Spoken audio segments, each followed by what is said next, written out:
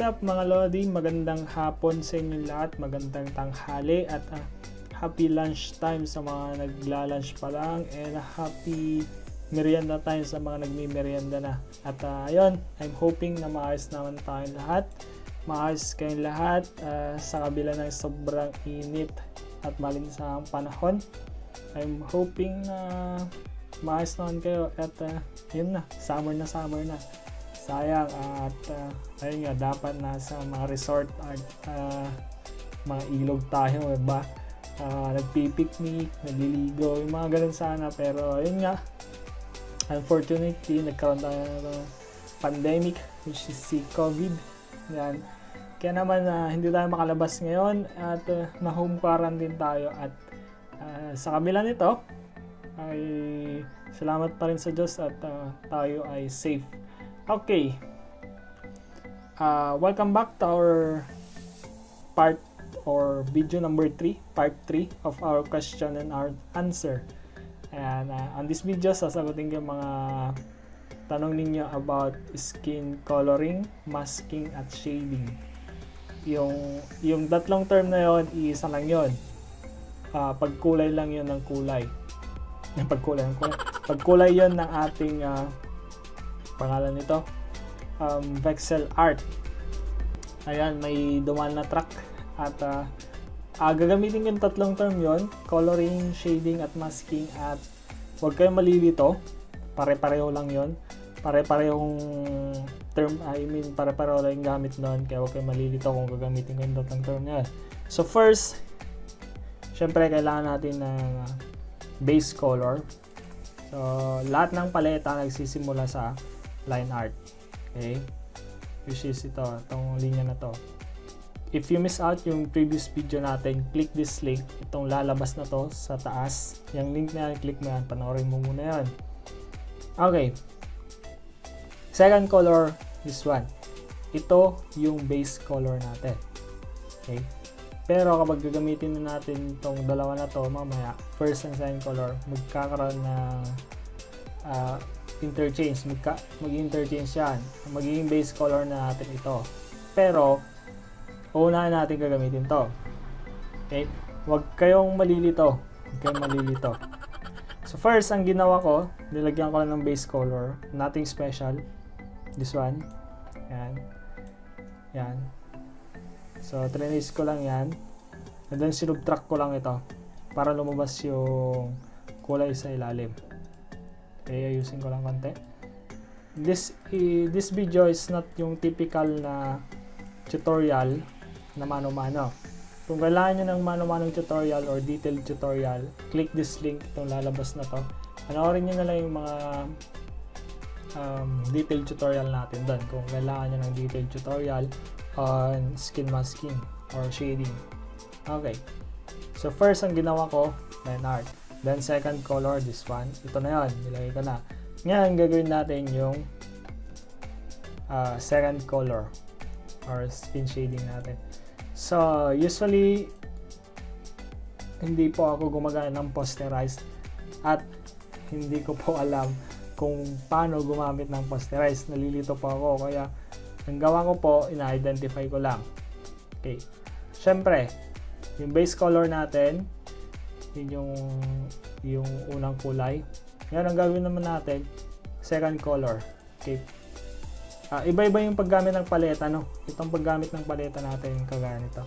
So first, siyempre, i-identify natin yung lightest part, this one. Yung mga pinaka lightest part natin ng image, and this one. So ang gagawin ko, so base color, ito yon. Second color yung gagawin natin. So this one.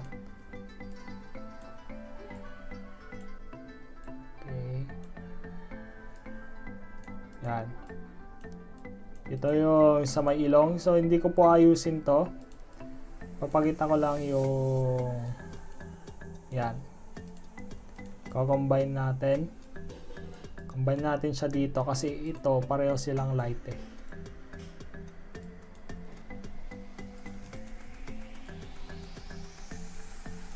Yan.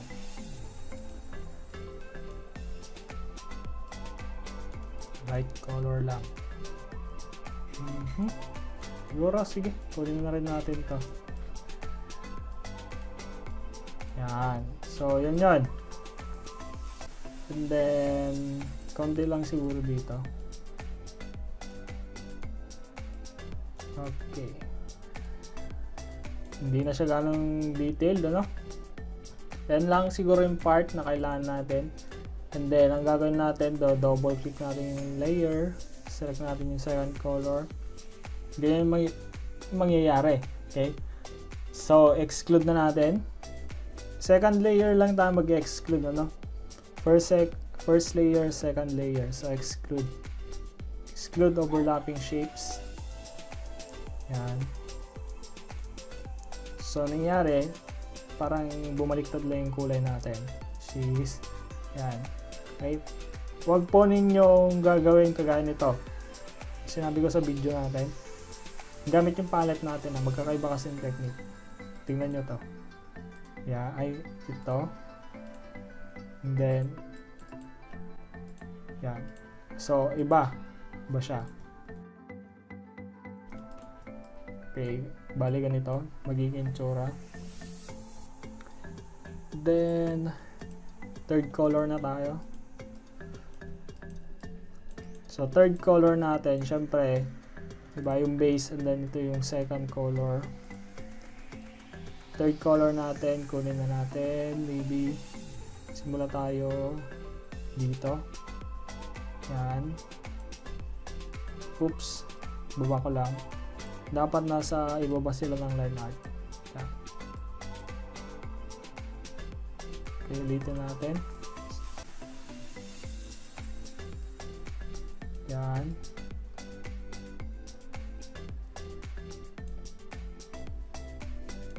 So, paano ko ba nakikita to? Or na-identify? Siyempre, tignan nyo na yung kulay na mas kakaiba or mas darker sa first color natin. Which is yan. Okay. Yan.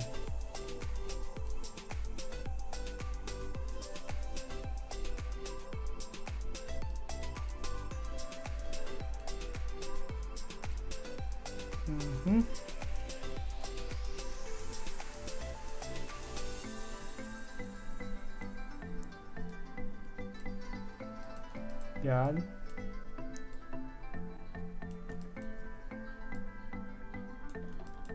Okay. Sundan natin dito. Ganon. Tapos yan.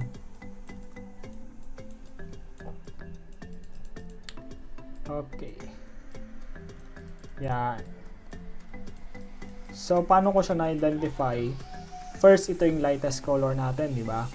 Ngayon, sa buong image, nasan yung medyo mas dark sa kanya, na mas malapit sa kanya. Okay, yun yung trinix natin. Okay? So, yun.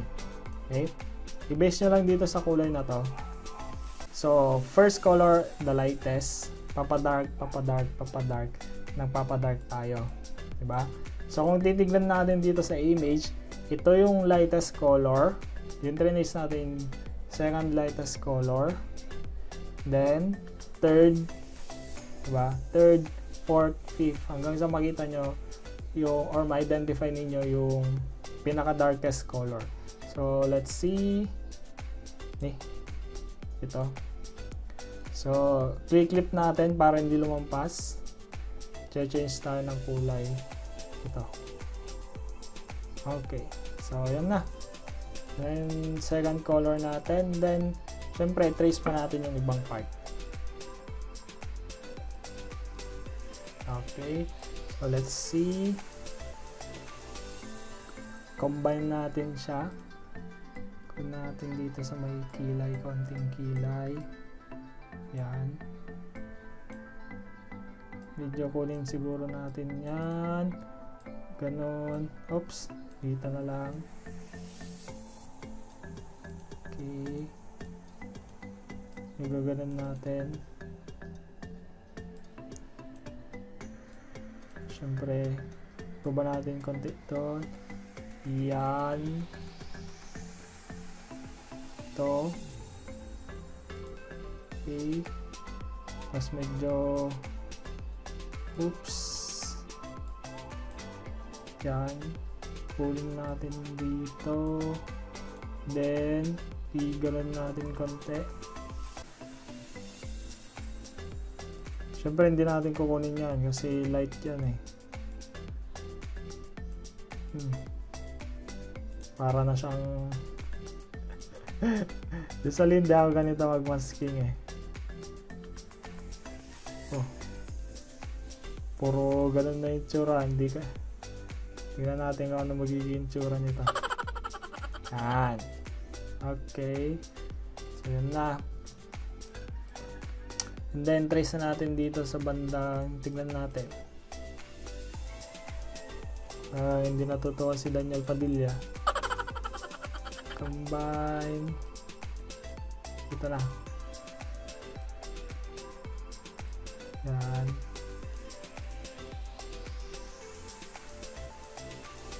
Okay. Siyempre ito, kunin na natin ito. Diba?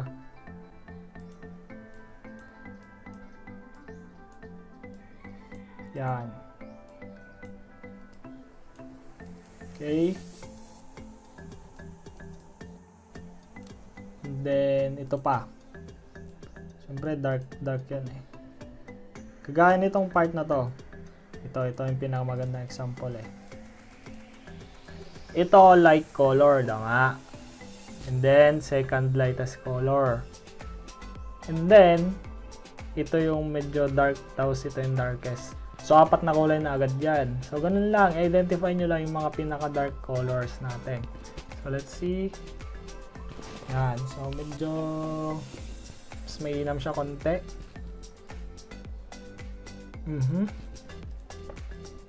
Then, siguro kunin natin to konti, itong part na to. Combine lang.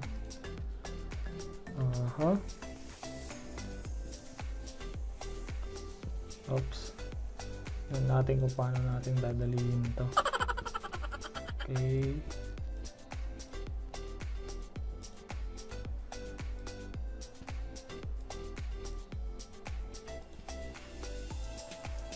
Yan. Ganon. Okay. So, I think it's enough.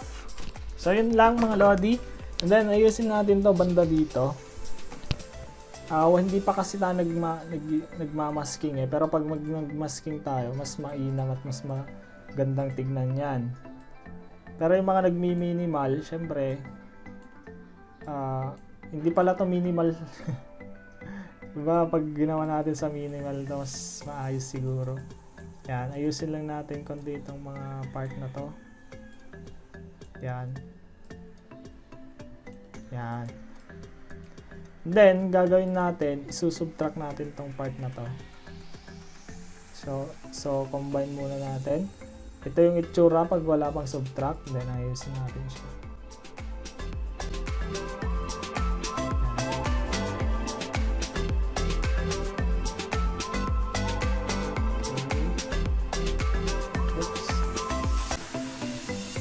Yan. Then, subtract. Then, isalin natin to.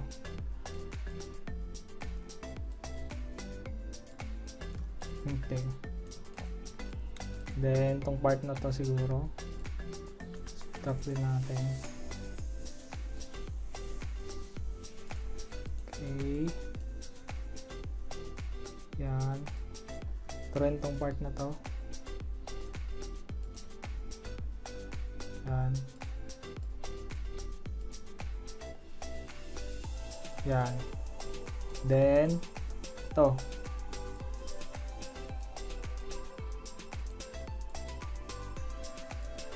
Okay. So, nakasubtract na.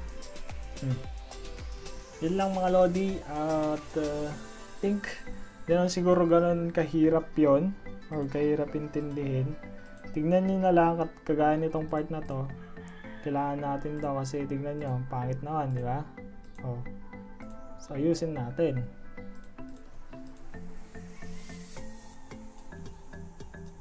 Yan. Then, magko-combine tayo. Click natin yan. Combine. Ito.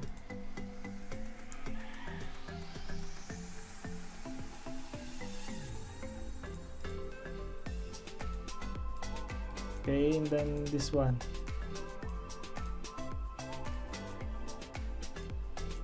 Okay. Yan. See, yan. So, mas may ng mga Lodi at I hope na intindihan nyo naman yan. Ito yung sinasabi ko kanina, di ba? Nakasubtract. Ayan. So, bali may track na naman na dadaan. Sensya na po.